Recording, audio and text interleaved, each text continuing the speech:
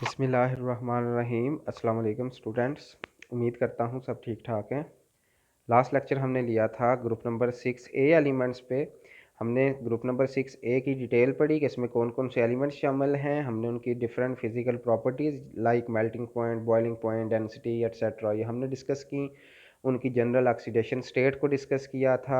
इसके साथ साथ हमने उनकी अकरेंस देखी, ऑक्सीजन और सल्फ़र की, और उसके नेम और फार्मूलाज चेक किए। और साथ हमने इम्पॉर्टेंट टॉपिक शुरू किया था, दैट इज़ सल्फ्यूरिक एसिड। तो हमने कंटैक्ट प्रोसेस से सल्फ्यूरिक एसिड को कैसे प्रिपेयर किया जाता है ये सीखा था। उसके वेरियस स्टेप्स किए थे। जनरल स्टेप्स एक दफ़ा रिवाइज़ करता हूँ कि फ़र्स्ट ऑफ़ ऑल हम सल्फ़र को ऑक्सीडाइज़ करेंगे या ऑक्सीजन की मौजूदगी में बर्न करेंगे तो हमें मिलेगा सल्फ़र डाइऑक्साइड, जिसके अंदर बहुत सी इम्प्योरिटीज़ और गैसेस की फॉर्म में डस्ट वगैरह भी प्रेजेंट हो सकती है। देन हम उसको 5 to 6 स्टेप के अंदर उसके अंदर जितनी भी गैसेस होती हैं उसको प्योरीफाई यानी SO2 को हालस बनाने के लिए उसके अंदर जितनी इम्प्योरिटीज़ और दूसरी गैसेस होते हैं उनको ख़त्म करने का तरीका सीखा था।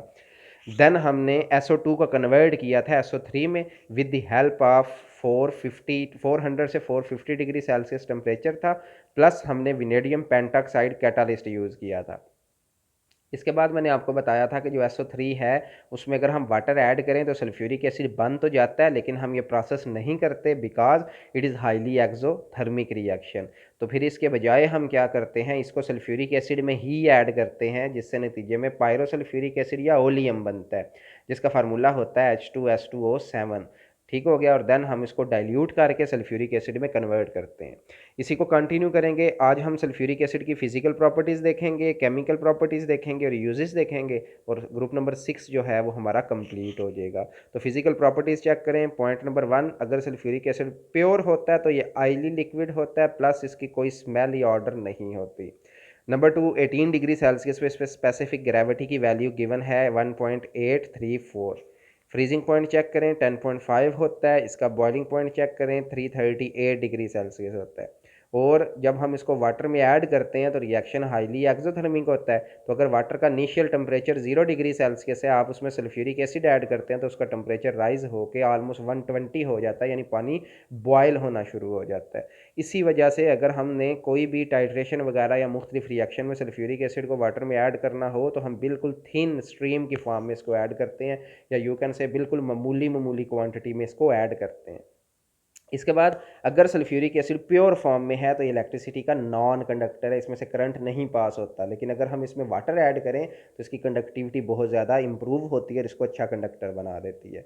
और लास्ट पॉइंट इसका है, ये हमारी स्किन के लिए बहुत ज़्यादा नुकसानदेह होता है, बहुत ज़्यादा क्रोजिव होता है, स्किन टिश्यूज़ को बर्न कर देता है। इवन अगर ये 100% प्योर फॉर्म में है तो ये बोन्स को भी बर्न करने की प्रॉपर्टी रखता है।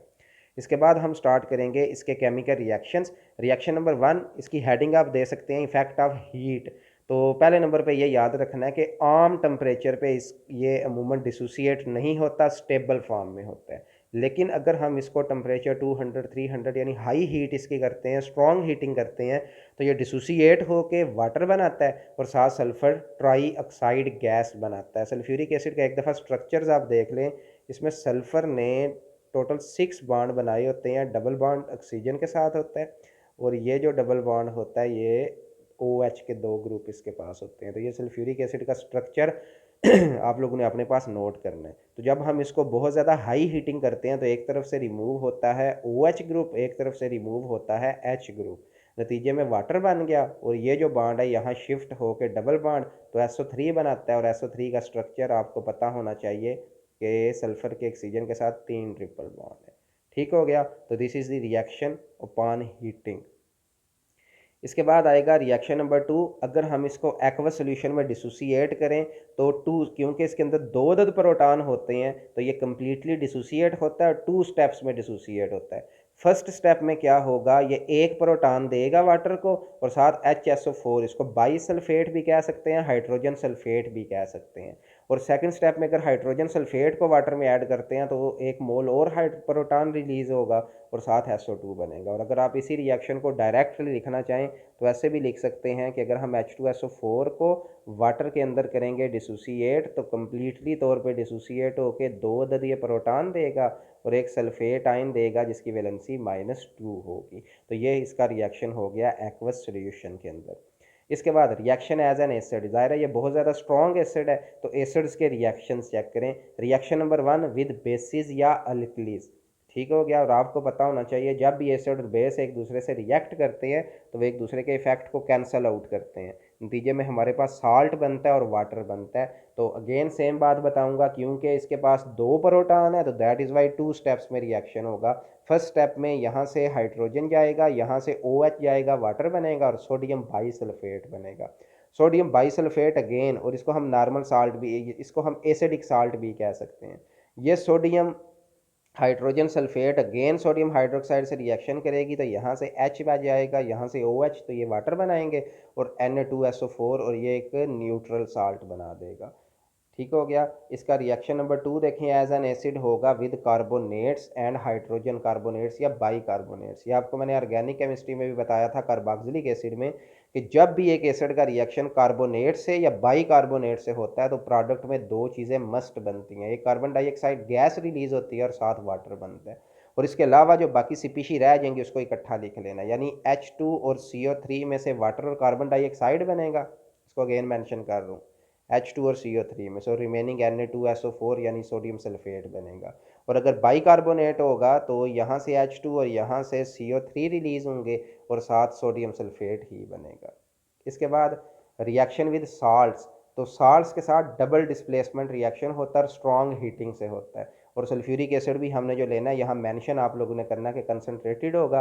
रिएक्शन कैसे होगा, फर्स्ट वाला मिलेगा फोर्थ वाले से और थर्ड वाला मिलेगा सेकंड वाले से, तो हाइड्रोक्लोरिक एसिड बनेगा और सोडियम सल्फेट बनेगा। तो ये प्रिपरेशन भी आ सकती है कि हम सल्फ्यूरिक एसिड से हाइड्रोक्लोरिक एसिड को कैसे प्रिपेयर करते हैं, या नाइट्रिक एसिड को सल्फ्यूरिक एसिड से कैसे प्रिपेयर करते हैं। यहाँ भी फर्स्ट वाला फोर्थ वन से मिलेगा और थर्ड वाला सेकंड से मिलेगा, तो ये रिएक्शन होगा विद साल्ट्स। इसके बाद रिएक्शन विद मेटल्स, तो ये 3 टाइप्स के रिएक्शन है। Number 1 cold and dilute, number 2 cold and concentrated, और नंबर 3 हॉट एंड कंसनट्रेटेड। तीनों में डिफरेंट प्रोडक्ट्स बनेंगे। आप लोगों ने याद रखना है कि अगर सल्फ्यूरिक एसिड कोल्ड और डाइल्यूट होगा तो ये हाइड्रोजन गैस रिलीज करेगा और मोस्टली मेटल्स के साथ रिएक्ट करेगा, यानी सल्फ्यूरिक एसिड से H2 निकल जाएगा और रिमेनिंग पोर्शन इकट्ठा हो जाएगा, ऊपर फेरस सल्फेट बनेगा, नीचे जिंक सल्फेट। केस 2, और इसी तरीके से यहाँ भी मैग्नीशियम सल्फेट, ये वेरियस रिएक्शंस है, मैग्नीशियम सल्फेट हाइड्रोजन, इसके बाद टिन सल्फेट और हाइड्रोजन।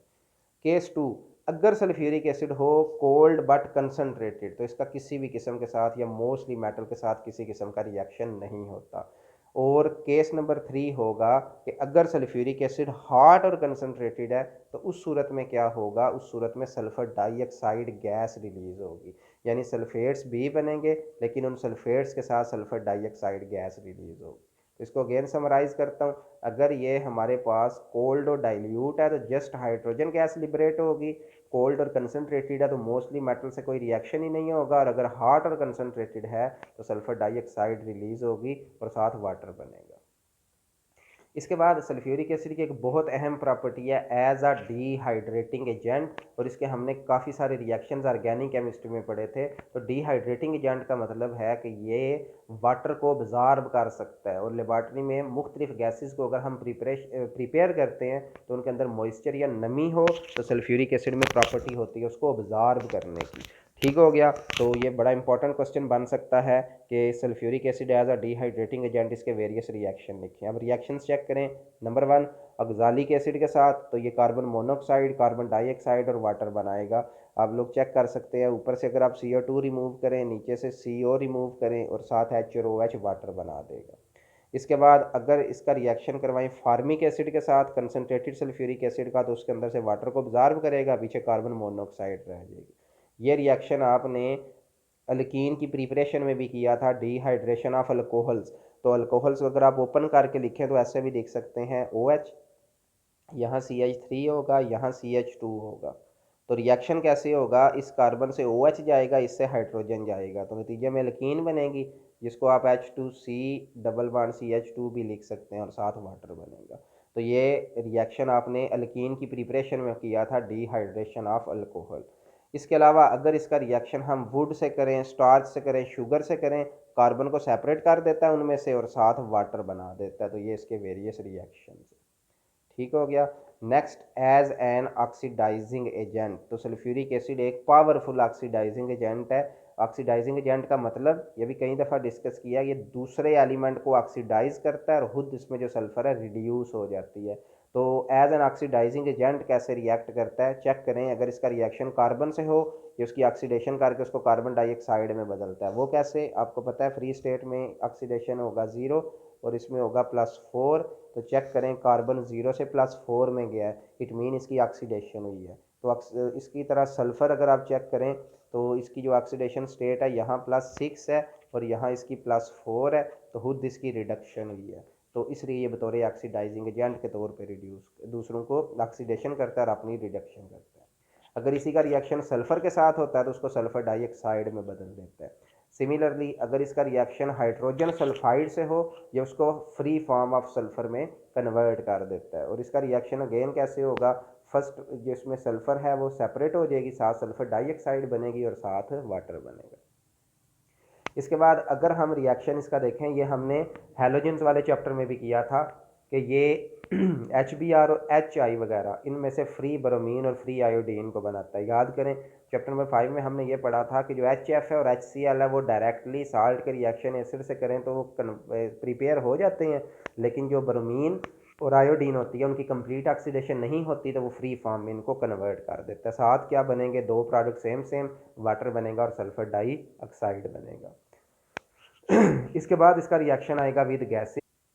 जी, तो फर्स्ट रिएक्शन हमने किया था कि जब हम ओलियम वगैरह प्रिपेयर करते हैं तो ये प्रिपरेशन ऑफ ओलियम है। इसमें जो सल्फर ट्राइऑक्साइड बनी थी उसको अगर सल्फ्यूरिक एसिड में ऐड करेंगे तो इसको पायरोसल्फ्यूरिक एसिड या ओलियम कहते हैं। इसके बाद इसका रिएक्शन हो अगर अमोनिया के साथ तो 2 मोल अमोनिया लेने हैं, 1 मोल सल्फ्यूरिक एसिड। तो ये रिएक्शन कैसे होगा चेक करें, NH3 और दूसरा BNH3 है। ठीक, सल्फ्यूरिक एसिड को ऐसे लिख लें H और इस दूसरे सल्फ्यूरिक एसिड जो है उसको भी लिखें H। ठीक, यानी ये 2 H होंगे, पीछे रह जाएगा SO4। तो होगा क्या, ये NH3 और H, ये NH3 और H बना देंगे NH4 ट्वाइस और साथ HSO4 और इस कंपाउंड का नाम होगा अमोनियम सल्फेट। इसके बाद इसका रिएक्शन बेंजीन के साथ हमने किया था। याद करें बेंजीन सल्फोनिक एसिड बना था। ये सल्फोनेशन ऑफ बेंजीन आपने पढ़ी थी, तो इसका मैकेनिज्म आप लोगों ने चेक करना है एक दफ़ा। ये बेंजीन, ये हमने सल्फ्यूरिक एसिड पढ़ा था, याद करें विद मैकेनिज्म। और ये बेंजीन सल्फोनिक एसिड बन गया था SO3H और साथ H2O। तो ये वहीं सेम टू सेम रिएक्शन है। इसके बाद प्रेसिपिटेशन रिएक्शन। प्रेसिपिटेशन रिएक्शन का मतलब है कि ये इनसॉल्युबल प्रेसिपिटेट्स बना सकता है, किस किस के, बेरियम क्लोराइड के और लेड नाइट्रेट के, इसी तरीके से स्ट्रोनिशियम नाइट्रेट। और इनका कलर भी आप लोगों ने याद रखना है कि वाइट कलर के प्रेसिपिटेट बनाएगा। रिएक्शन ये कैसा होगा, ये भी डबल डीकम्पोजिशन रिएक्शन होगा। फर्स्ट वाला एलिमेंट मिलेगा फोर्थ वन से और थर्ड वाला मिलेगा सेकंड वाले से। इसी तरीके से यहाँ भी फर्स्ट वाला मिलेगा फोर्थ वन से और थर्ड वाला मिलेगा सेकंड से। तो बेरियम सल्फेट और लेड सल्फेट के वाइट प्रेसिपिटेट बनेंगे, साथ हाइड्रोक्लोरिक एसिड और नाइट्रिक एसिड बनेगा। ठीक हो गया। इसके बाद ये बतौर ऑक्सीडाइजिंग एजेंट, हमने ऊपर भी पढ़ा है कि ऑक्सीडेशन करता है, यहाँ भी हम इसका बतौर ऑक्सीडाइजिंग एजेंट रिएक्शन करेंगे। तो ये रिएक्शन इंपॉर्टेंट है, इसमें आपने ऑक्सीडेशन स्टेट देखनी है। 2 स्टेप में रिएक्शन होगा। It reacts with oxidising agent like KMnO4 और पोटाशियम डाइक्रोमेट, यानी ये पोटाशियम परमैंगनेट, पोटाशियम डाइक्रोमेट, इन दोनों से जब ये रिएक्ट करता है तो ऑक्सीजन, नेसेंट ऑक्सीजन को रिलीज करता है। ठीक हो गया। तो रिएक्शन चेक करें, KMnO4 का रिएक्शन करेंगे सल्फ्यूरिक एसिड से, potassium sulphate, manganese sulphate, water, और ये नेसेंट ऑक्सीजन मिलेगी। और स्टेप नंबर 2 में ये जो नेसेंट ऑक्सीजन है ये फेरस सल्फेट के साथ मिलेगी और नतीजे में फेरिक सल्फेट बनाएगी। FeSO4 ferrous sulphate, Fe2SO4 thrice ferric sulphate. और ओवरऑल रिएक्शन कैसे लिखेंगे, जो चीज़ें दोनों तरफ होंगी वो कैंसिल आउट हो जाएंगी और this is will be over final reaction. ठीक हो गया। आपने ये 2 रिएक्शन करने हैं और जो रिएक्टेंट और प्रोडक्ट साइड पे चीज़ होगी उसको कैंसिल आउट कर देना है। ये सल्फ्यूरिक एसिड को टोटल कर देना है, ये इसमें कैंसिल आउट हो जाएंगे और रिमेनिंग आप ओवरऑल रिएक्शन लिख सकते हैं। इसके बाद लास्ट पोर्शन इस चैप्टर का, that is uses of sulphuric acid के सल्फ्यूरिक एसिड डेली लाइफ में यूज़ किधर किधर होता है। तो यूज़ नंबर 1 इसका चेक करें कि ये डिफरेंट फर्टिलाइजर्स की तैयारी में यूज़ होता है, जैसे अमोनियम सल्फेट, कैल्शियम सुपरफॉस्फेट, जो हमने फर्टिलाइजर इंडस्ट्री में पढ़े भी थे। नंबर 2 पेट्रोलियम की रिफाइनिंग में यूज़ होता है, ये पेट्रोलियम के अंदर से नाइट्रोजन और सल्फर के कंपाउंड को रिमूव करता है। इसके बाद इसका यूज़ नंबर 3, ये हमने ऊपर प्रिपरेशन भी की थी, मैंने क्वेश्चन भी आपको बताया कि हाइड्रोक्लोरिक एसिड, फास्फोरिक एसिड और नाइट्रिक एसिड को कैसे सल्फ्यूरिक एसिड से प्रिपेयर किया जाता है। इसके अलावा डाइज़ में यानी कलर देने वाले सब्सटेंस, ड्रग्स में यूज़ होता है, प्लास्टिक में, डिसइंफेक्टेंट में, पेंट्स में, एक्सप्लोजिव में और सिंथेटिक फाइबर में यूज़ होता है। इसके अलावा जो लेड स्टोरेज बैटरीज होती हैं उनमें ये बतौर इलेक्ट्रोलाइट यूज़ होता है। इसके अलावा अभी हमने यूज़ पढ़ा था कि ये ड्राइंग गैसेस को ड्राई करने के लिए भी इस्तेमाल होता है, लेबॉर्ट्री रीएजेंट के तौर पे यूज़ होता है, और लास्ट ये टेक्सटाइल इंडस्ट्री में, आयरन इंडस्ट्री में, स्टील में, लेदर में और पेपर इंडस्ट्री में यूज़ होता है। तो these are the uses of sulphuric acid. इसके बाद हमारा रह गया ग्रुप नंबर 5। तो कोशिश करूँगा ग्रुप नंबर 5 से जस्ट हम शॉर्ट क्वेश्चन ही कवर करने हैं, तो वो मैं आपको नोट्स वगैरह बना दूंगा और उन नोट्स के ऊपर आपका लेक्चर रिकॉर्ड करके आपको क्वेश्चंस क्लियर करवा दूंगा। ठीक हो गया? तब तक के लिए अल्लाह हाफिज़, थैंक यू वेरी मच।